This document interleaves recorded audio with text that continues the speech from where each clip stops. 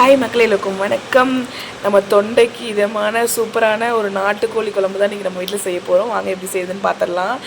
நான் வந்து இரும்பு வடைச்சட்டி எடுத்து வச்சுக்கிட்டேங்க. அதில் வந்து தேவையான அளவு நல்லெண்ணெய், இன்றைக்கி ஃபுல்லாகவே நல்லெண்ணெய் அதாவது நாட்டுக்கோழினாவே நல்லெண்ணெயில் சமைச்சிங்கன்னா தான் சூப்பரான டேஸ்ட்டாக இருக்கும்.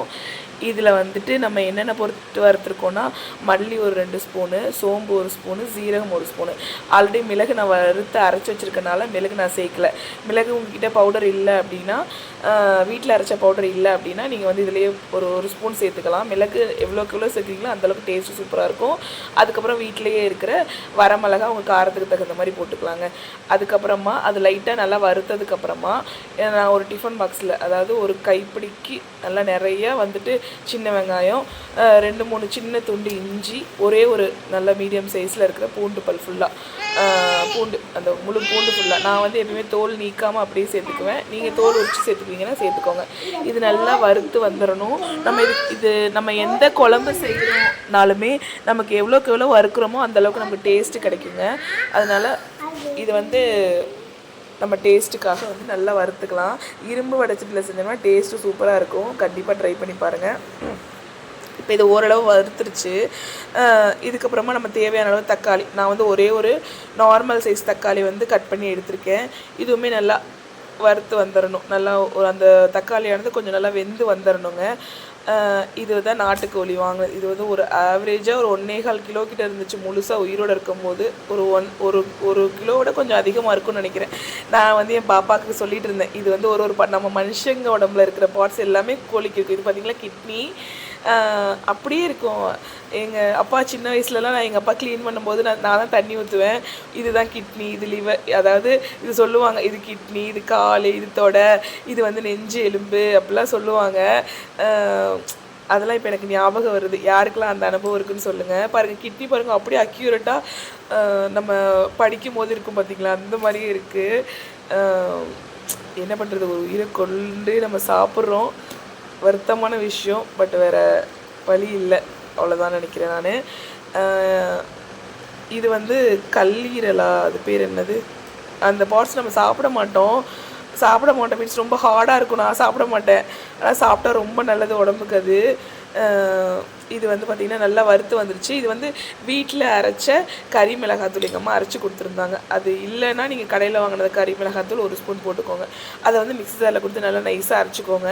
அதுக்கப்புறமா ஒரு பாத்திரத்தில், எந்த பாத்திரத்தில் குழம்பு வைக்க போகிறீங்களோ அந்த குழம்பு வைக்கிற பாத்திரத்தில் நல்லா நல்லெண்ணெய் தேவையான அளவுக்கு நிறையா ஊற்றிக்கோங்க. அதில் வந்து பட்டை, சோம்பு, கடுகு, ஒரு பிரியாணி இலை, 2 துண்டு வந்து சின்ன சின்ன துண்டு பட்டை போட்டிருக்கேன் நான். அப்புறம் கருவேப்பிலை, 2 வரமிளகா, ஒரு 10-15 சின்ன வெங்காயம் நல்லா கட் பண்ணி போட்டிருக்கேன். சின்ன வெங்காயம் எவ்வளோக்கு எவ்வளோ போடுறோமோ அந்தளவுக்கு டேஸ்ட்டு நல்லாயிருக்கும் குழம்பு. நான் நல்லா கழுவி எடுத்துகிட்டு வந்துட்டேன் அந்த சிக்கனை. அதையும் நம்ம இப்போ உள்ளே போட்டாச்சு. சிக்கன்லேருந்தே ஆல்ரெடி நல்லா நிறைய தண்ணி வந்து வெளிவிடும். பார்த்திங்களா, நல்லா தண்ணி வந்துருச்சு. ஒரு 5 மினிட்ஸ்லேருந்து நல்லா 10 மினிட்ஸ் வரைக்கும் நல்லா அதை குக் பண்ணிங்கன்னா நல்லா தண்ணி பிரிஞ்சு வரும். அதுக்கப்புறமா நம்ம அரைச்சி வச்ச விழுதை வந்து உள்ளே மிக்ஸ் பண்ணிக்கலாம். இது வந்து நம்ம வருத்தம் இல்லையா, அதை வந்து நல்லா மிக்ஸி ஜாரில் அரைச்சி ஊற்றிருக்கேன். இது நல்லா தேவையான அளவு தண்ணி ஊற்றி கறி வேகிற அளவுக்கு நல்லா கொதிக்கணும். நல்லா கொதிச்சு வரணும். குண்டாவிலே செய்யுங்க, குக்கரில் செய்கிறத அவாய்ட் பண்ணிடுங்க. குண்டாவில் செஞ்சிங்கன்னா சூப்பராக இருக்கும். இந்த மாதிரி வேக வச்சிங்கன்னா தான் டேஸ்ட்டு குழம்பு சூப்பராக இருக்குன்னு வச்சுக்கோங்களேன். இப்போ கறி நல்லா வெந்து வந்துருச்சு. இப்போ இந்த கறி நாட்டுக்கோழினாவே அந்த கறியை தனியாக எடுத்து வறுத்தா தான் நல்லாயிருக்கும். இப்போ அதே வடைச்சட்டியை கழுவிட்டு தேவையான அளவு எண்ணெய் ஊற்றியாச்சு.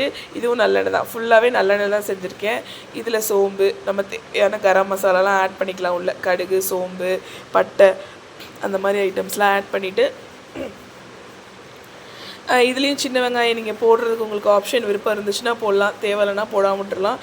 நான் இன்றைக்கி சின்ன வெங்காயம், வரமிளகா ஆட் பண்ணியிருக்கேன். இது லைட்டாக வதங்கினதுக்கப்புறம் ரொம்ப அப்படியே முருகலாக வதக்கணும் அப்படின்னு அவசியம் இல்லை. அந்த சின்ன வெங்காயத்தை லைட்டாக வதக்கினாவே போதும். சின்ன வெங்காயம் வதங்கினதுக்கப்புறமா நம்ம வந்துட்டு மிளகாத்தூள் ஆட் பண்ணணும். மிளகாத்தூள் வந்து நான் வீட்டிலே அரைச்ச தனி மிளகாத்தூள் வந்து 1 ஸ்பூன் ஆட் பண்ணியிருக்கேன். அதாவது உங்களுக்கு தேவையான அளவு காரம் எவ்வளோ வேணுமோ, ஆல்ரெடி மிளகா வேறு போட்டிருக்கோம், ஸோ எவ்வளோ காரம் வேணுமோ அந்த அளவுக்கு போட்டுக்கோங்க. தனி மிளகாத்தூள் இதுதான் இந்த இன்க்ரீடியன்ட் ரொம்ப முக்கியமானது. இது வந்து சீரகம், மிளகு, தனியா, இதை 3ஐயும் நல்லா வறுத்து அரைச்சிருக்கேன். இந்த பொடி தான் நல்ல டேஸ்ட் கொடுக்கும் இந்த குழம்புக்கு. இது வந்து பார்த்திங்கன்னா காஷ்மீரி மிளகாத்தூள், கலருக்காக. உங்களுக்கு ஆப்ஷனல் தான், வேணும்னா சேர்த்துக்கலாம், இல்லைனா சேர்த்துக்க தேவையில்லை. இப்போ அது நல்லா வதங்கினதுக்கப்புறமா இந்த கறி வெந்துருச்சு பார்த்திங்களா, அந்த கறியை வந்து நம்ம எடுத்து அந்த பாத்திரத்தில் போட்டு நல்லா வறுத்தோம்னா சூப்பரான நமக்கு நாட்டுக்கோழி வறுவல் ரெடி, நாட்டுக்கோழி குழம்பும் ரெடி. சூப்பராக சாப்பிட்றலாம், எல்லோரும் வாங்க சாப்பிட்லாம். இந்த கறியை போட்டதுக்கப்புறமா நான் ஃபைனலாக வந்துட்டு இது ஆட் பண்ணேன், அதனால் பெப்பர் தூள் ஆட் பண்ணேன்.